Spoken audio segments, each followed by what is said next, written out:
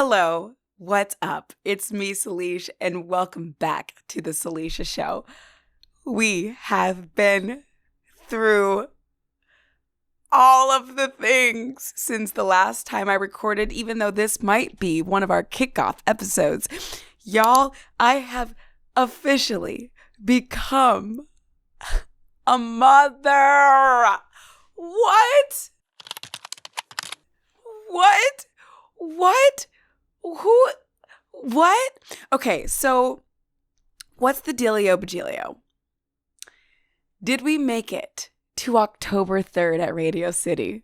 What is the answer, folks? Does anybody know the answer? The answer is yes. It's not even just a yes. The answer is a hell yes. Oh my God. Okay, so I'll probably make the birth story a different episode. And before we even get there, I will tell you it is not a traumatizing birth story, which was my biggest fear. It is actually one of joy and triumph and all good news, which I am so relieved about. But let's start with the end first. I gave birth in September. Like, I had a show at Radio City September 19th and 20th. I gave birth September 26th. And the week leading up to October 3rd was a challenge. I stayed in the hospital for 2 days, and when the epidural wore off and I stood up for the first time, I was able to stand for maybe 20 seconds before I was completely out of breath. Like, I was overwhelmed with, oh my God, I can't really breathe. Like, I could breathe, but it was like this huge hollow feeling that I actually didn't know what to, like, it was a very odd, I've never felt that before type of feeling. Throughout that week, I slowly healed, and I thought, am I going to be able to make it to October 3rd? And for those of you who are just tuning in and have no idea why I keep talking about Mean Girls Day, October 3rd, we wear pink. That was the day I was scheduled to be the soloist at Radio City for Hugh Jackman's show From New York with Love. And I'm his backup singer. There's a couple of us.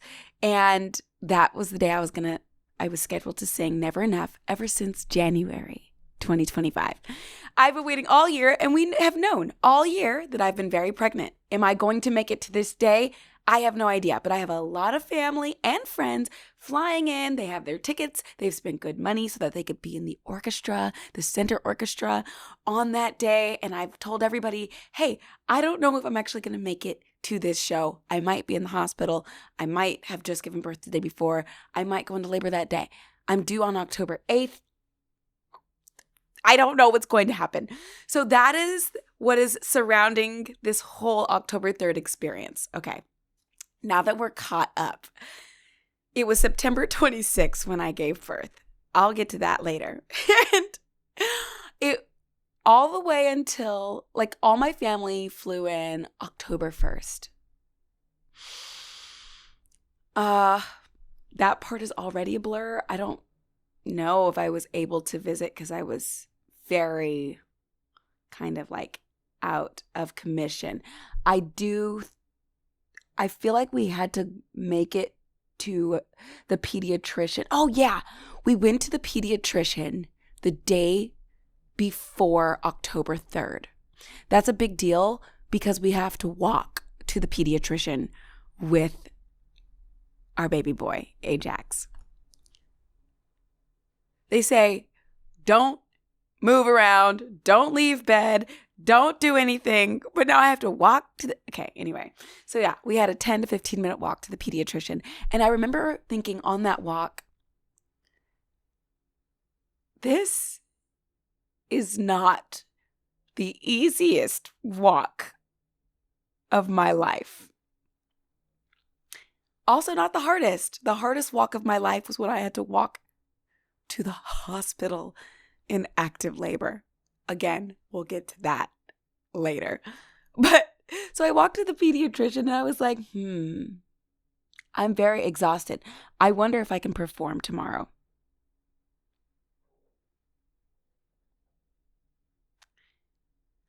October 3rd came and I hadn't put makeup on. I hadn't been dressed like all week. And the team asked me to get to the theater later. Like everyone was called around noon or 2 p.m. But they said you can get to the theater at 4. And they're like, we don't want you to exhaust yourself before the show. Ugh, thinking about this, I'm like literally lactating. So I get to the theater. Everyone's already been there. And now they're like, hey, you're here. We're not going to actually rehearse you. Do you want to sound check or do you just want to wing it tonight? I think that's what they said. And I said, you know what? I'm here. I would love to do a sound check. They said, great. We're going to have you do that right now.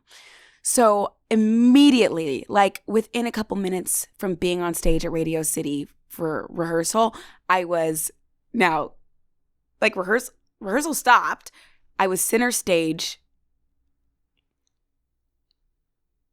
And I'm sorry, I'm overwhelmed thinking about this because it was a lot to take in at the same time. It was a lot. I hadn't sung all week. I had sung the day before I gave birth at Patrick's apartment. Jim was there. Like the music team was there just to make sure I was in good shape. And I was. I felt fantastic. I sang it in a couple different keys and it felt good. I remember sitting there in that apartment thinking, I feel good about this. My voice was in a great place and there was just nothing but joy. I had no idea I was going to go into labor late that night. But when I opened my mouth for the first, I wasn't able to sing all week. So now I'm on stage and all of my cast, they're in the wings and the orchestra, like the whole team. Hugh is sitting in the audience with our producer and everyone's just kind of like, okay, are we going to be able to do this? And I sang through it the first time and the lights were so bright, I really could not see. I couldn't see anything. And my in-ears felt weird. They sounded weird. So I took them out. Long story short, my first time singing through it was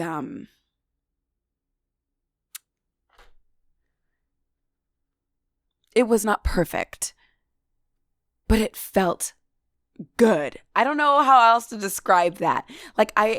If you were to watch me on mute, it was a very grounded performance of that's how I always watch things first. When people send me their audition videos, I always watch them on mute first because you can tell a person's energy so much without the sound. And I felt very present and grounded and like I was supposed to be there. That is how I felt. Vocally, I was like, oh, there's a frog. Oh, what is that?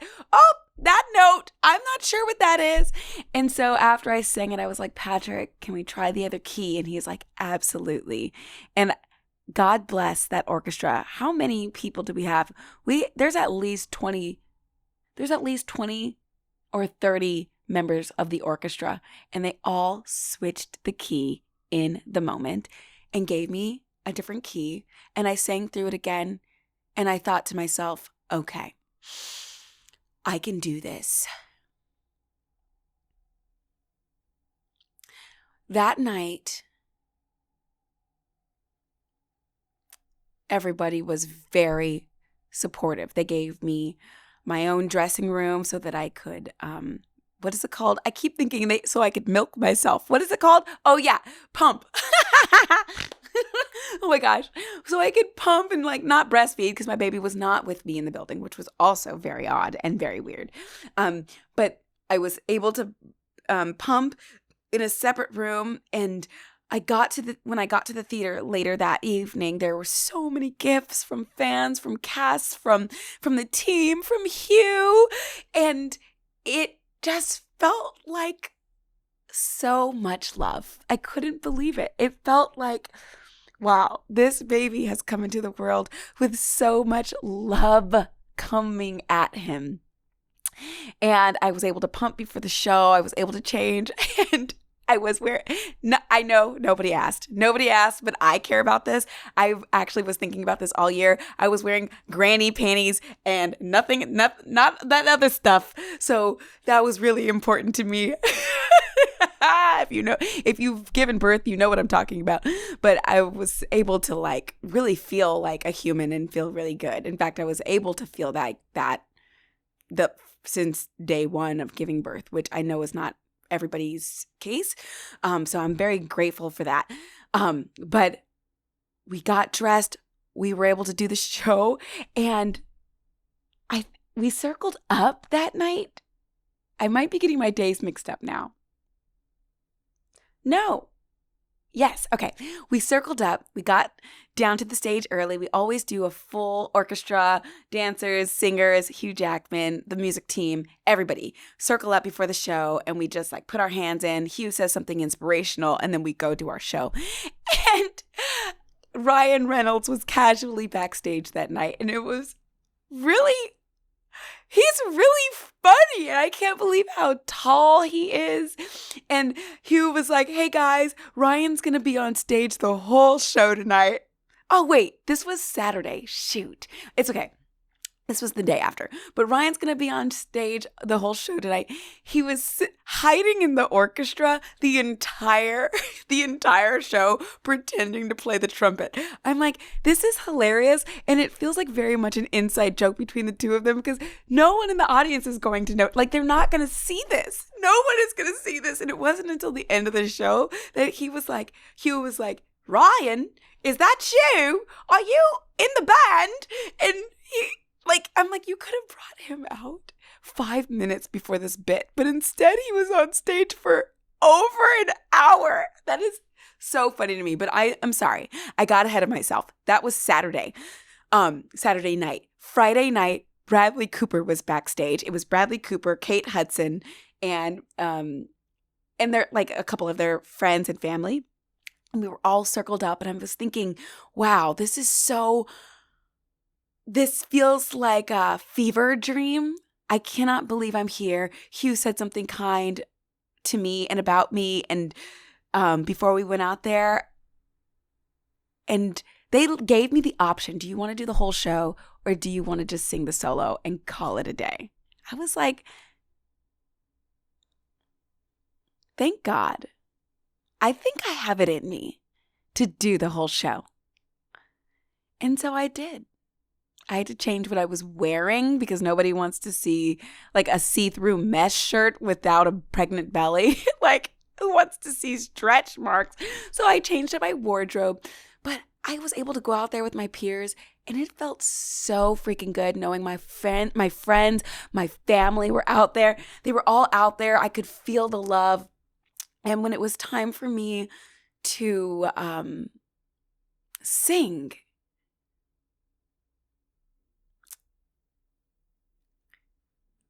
it was a very nice introduction that Hugh gave, and it's on my Instagram. And I remember walking out there, and I wasn't afraid. And that's what I prayed for. I prayed that I wouldn't be afraid, and that I wouldn't be nervous about what people thought, and that I wouldn't waste this moment, this miracle, if I was able to actually get there. I didn't want to waste it caring about what anybody else thought. And I remember walking out there, and I think Hugh and I hugged, and then I stood at the microphone, and I looked back at Patrick, like, are we doing this thing? And I looked out at the audience, and I couldn't see anybody. Like, I have been on stage with bright lights before, but the Radio City stage lights on center stage, that's the brightest I've ever seen any stage lights. I truly could not see a single person. In my in-ears, couldn't hear anything except for the music and my voice. That was it. And I started off singing. And I'd practiced this so many times in the mirror. I immediately reached for my belly because every time I practiced it, I had a bigger belly than the time I practiced it before. And I remember reaching for my belly and there was nobody in there. It was the moment that I first realized this is the first time that I have ever been on stage at Radio City without my son. And so I was singing to him.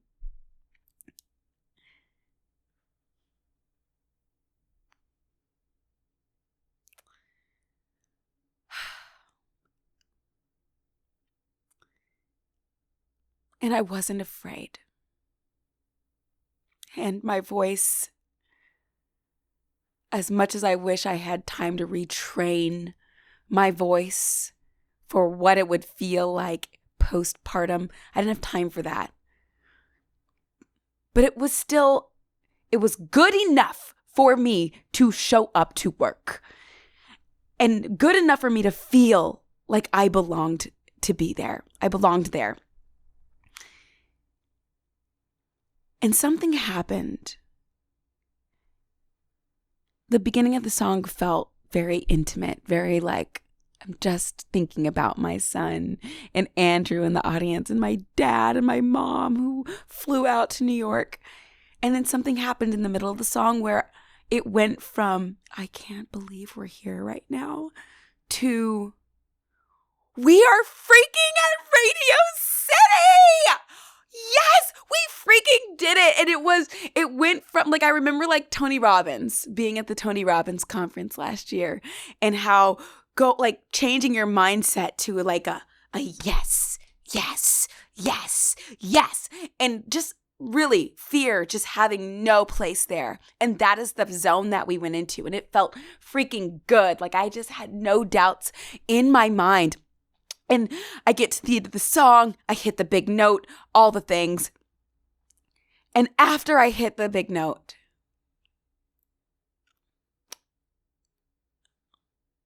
I still couldn't see anybody in the audience. And I couldn't hear them cheering. I just was so grateful. I was so full of gratitude, and I was able to see one person in the front row stand up before I finished the song. And I wasn't sure what was happening throughout the whole audience. I could only see like one person over in the corner of my eye.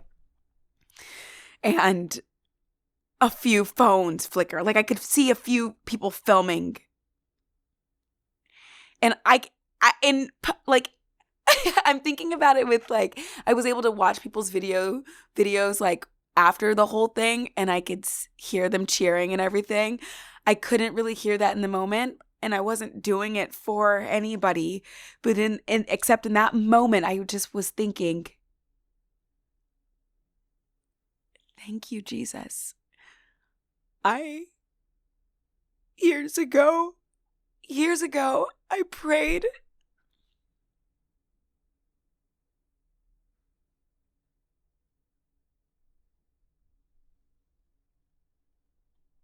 I'm sorry. Years ago, I prayed to God that I would get a moment at Radio City. I prayed that I would get to be highly featured at Radio City. That was my prayer. And when I prayed that, I was thinking I was being clever to God, saying that really, I was really thinking when I was saying that, I was thinking I want to, be at the Tony Awards and, be in a new show and get to be featured. That's what I was thinking when I prayed that. And for it to have manifested like this is something beyond my wildest dreams. I had no idea that when I prayed to be highly featured at Radio City, it would just be me and this incredible orchestra behind me led by Patrick Vacariello. And that I would be introduced by Hugh Jackman, and that my entire cast would be in the wings watching, and that my whole family and friends would be in the audience, and my in-laws would be in the audience. Like, I had no idea that it was going to manifest like this. And these are all the things that I felt and remembered in that small pause between the note that I held out at the end of the song and the actual end, the end beat of the song, the final, like, for me at the end of the song. I had no idea that I was going to feel and think and remember all of these things. And I started crying on the stage, and later I could see that I had a full standing ovation at Radio City Music Hall. What a dream come true. If that is not a dream come true, I don't know what is. I had no idea that I would be able to hold a job while being pregnant in New York City. And this year has broken every stereotype in my mind. It has broken all the molds that I thought were there. The things that I thought were possible or impossible, all of those things got thrashed. And the crazy part for me is that I didn't get to watch somebody else do it. It was happening. Like, I was a passenger watching in my own life, taking it month by month. Like, can I show up to this month's shows? Can I do next month? How about next month? Okay, we're getting pretty big. I had no idea that it was going to transpire like this, that I would be able to do all 9 months of shows from January to October. Not only did I do the October 3rd show, the entire show, I came back this Saturday, the next day, and did both shows. That was not on the bingo card, but they said I could if I wanted to, and I did. I just needed to make sure that I could go home and hug and hold and kiss my baby boy, because I did not want to be at work for 12 hours away from him. But knowing it was just a couple hours, and I could go home for a couple hours and then come back and then go straight home, I'm like, I can do that. And that is what I did. I'm so happy. My maternity leave began October 5th, the next day, and I've been able to rest since then. I still need more rest in me, but here we are. Here we are.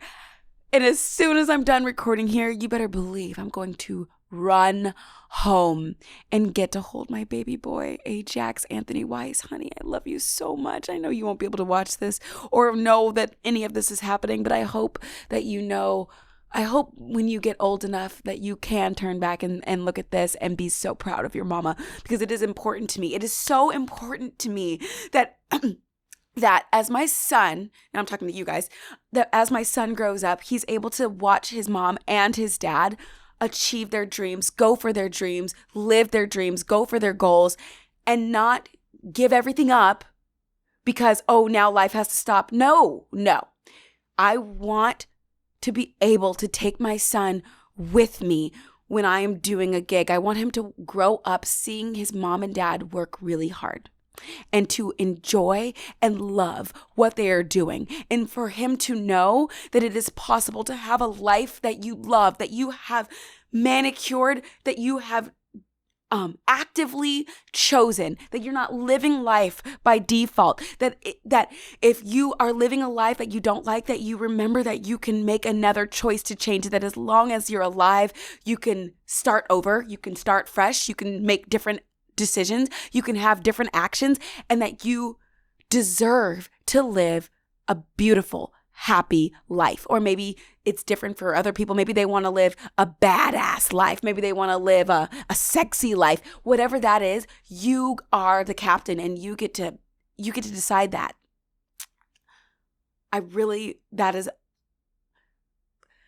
That is very important to me. And so even though I was tired from January, I was really tired. It's probably the most exhausted I've ever been. It was never on my bingo card to be pregnant in New York. That sounds awful. And let me tell you, it is. It is it was literally the hardest thing I've ever done. I thought the hardest thing that I had ever done was to run a 26.2, what is it? 0.4, 26 over 26 miles, a marathon. I did a full marathon at 4 or 5 a.m. And then I ran, because nobody would pick me up. I ran to the theater. This was in, oh my God, Ohio. Oh my gosh, I can't even, Cincinnati. This was in Cincinnati, the Flying Pig Marathon. I ran to the theater and then I did a 2-show day.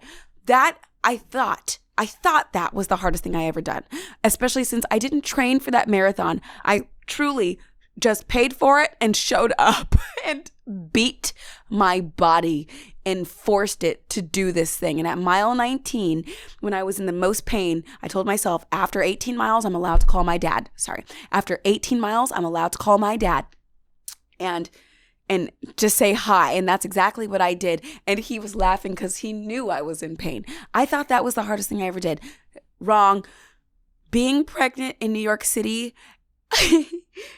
and taking the stage every single month except for February and March because we didn't have shows then, all the way to my term, and then 7 days postpartum, that is a marathon on crack. That to me, walking the streets of New York City, still striving to get my 10,000 steps every single day, riding the subway, being stuck on the subway sometimes, being so pregnant.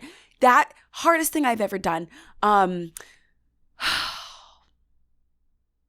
Being exhausted, but knowing I still have a few errands to run while pregnant. Wild. The day before I gave birth, I missed the bus. And so I missed the bus from my OBGYN appointment to rehearsal. And so I ended up walking from Lexington Avenue to 10th Avenue. For my New Yorkers, you can go ahead and do the math, but that's a few miles. I walked all the way from Lexington to 10th down 42nd Street. That was hell. That was terrible. I was very, very heavy. That is truly the heaviest I had ever been. I'd gained 50 pounds, 50 pounds, and was waddling across New York City. Thought that was the hardest thing I ever did. But being pregnant in this city has been so gratifying. And I truly believe that if it wasn't for as many steps as I was forced to get in this city, I don't think I would have had as smooth of a birth as I did. You can, if you're watching this episode, you can see me thinking, because I'm like, being pregnant in the city was the hardest thing I ever did. Well, there is a distant thought in the back of my mind, and that is being in labor and walking down a busy street while in active labor. That might have topped it all, but yes, I always planned to be in California at least for my 3rd trimester, getting fat, putting my feet up, living my life, having people just help me out with whatever I need. And New York City is much more of an independent kind of place. And Andrew was there for me. He really was helping me out. Strangers on the subway were helping me out, but still it was a lot of I'm doing this thing. So the things that I thought were impossible, once again, God has served me a silver platter saying, gotcha. That's possible as well. Gotcha again, Salisha. He is blowing my mind again. And I just keep thinking, God, what else do you have up your sleeve? How do you possibly keep topping yourself? What a year. I am grateful. And for those of you who are watching this right now and you are on the precipice of something great, if you're in a fork in the road and you're thinking, I don't know if I can do this. I don't know if this thing is possible.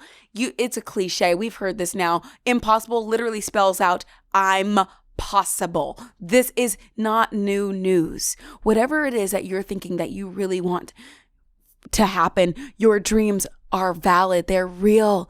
Do not give up on them. The only person Well, there's a lot of things that were out of my control for this weekend that I just explained to you about. But I could have been the one to completely put me out of commission. People around me were like, maybe you should be on bed rest. Maybe you should be bedridden. Maybe all of these things. But at the end of the day, I was the one who made the decision. Should I keep going or should I throw in the towel?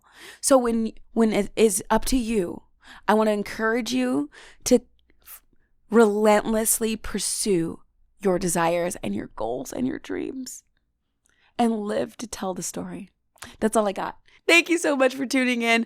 Until next week, that's all I got. I'm Salisha Thomas Weiss. This is The Salisha Show. Until next time.